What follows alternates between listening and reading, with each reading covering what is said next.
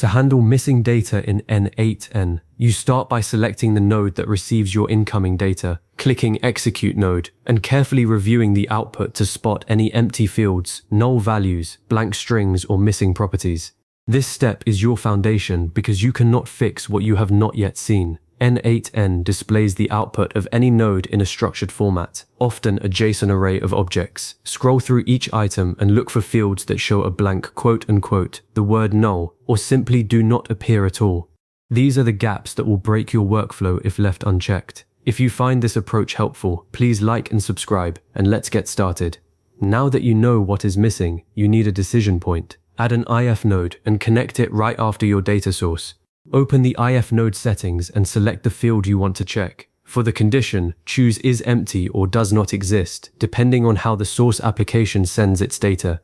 The IF node gives you two output branches, a true path for when the condition is met, and a false path for when it is not. This is the core mental model for handling missing data in n8n. You decide what happens when a field is empty and what happens when it is present.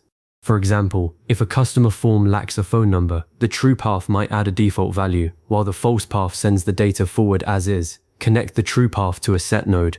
In the set node, enable add new field or set mode. Then define a replacement value like not provided or unknown for that missing field. This keeps your downstream applications from crashing on null values and gives you a clear signal that the data was originally absent. For more flexible handling, use expressions directly inside any node that accepts them. Click into a field value, press the expression toggle, and write something like "honufong." This ternary operator checks whether the phone property exists and has a truthy value. If it does, n8n uses the original data. If it does not, the fallback text replaces it. Expressions are powerful because they handle missing values without adding extra nodes to your canvas. You can nest multiple checks, use logical operators like and or even call n8n functions like $if for more complex logic. A common mistake here is forgetting that a field might exist but contain an empty string instead of null. In that case, check for both conditions, $JSON, $length, 0, $JSON, no email, .lintel. This catches both missing properties and blank strings, which are two very different beasts. If your workflow should skip incomplete records entirely, use a filter node instead of an IF node. Connect the filter node directly after your data source. Open its settings and create a condition such as email exists and email is not empty. The filter node acts like a gate, only records that pass all your conditions continue downstream. Everything else is silently dropped. This is ideal for cleaning imported CSV files or form submissions, where you only want to process fully complete entries. One pitfall to avoid is confusing the filter node with the IF node. The IF node routes data to separate branches, but both branches still execute. The filter node actually removes items from the stream. If you use a filter node, make sure you do not have a downstream node that expects every single input record to arrive, because some will be missing. Now test every single scenario you can think of. Run your workflow with complete data and confirm it flows through the expected path. Then feed it a record where a single field is empty. Watch the IF node's output and verify that the set node applies your default value.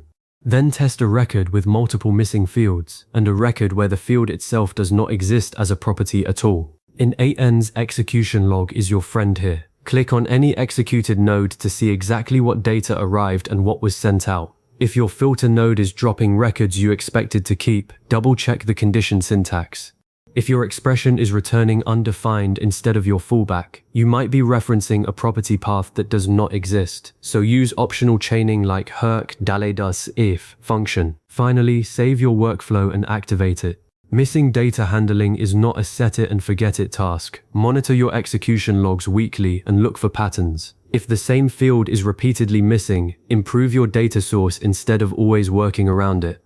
For example, make form fields required at the source, or add validation in your trigger node. Also, keep your workflow organized by renaming your IF and set nodes with clear labels like check phone number and default phone. Add a note to the IF node explaining why the branch exists.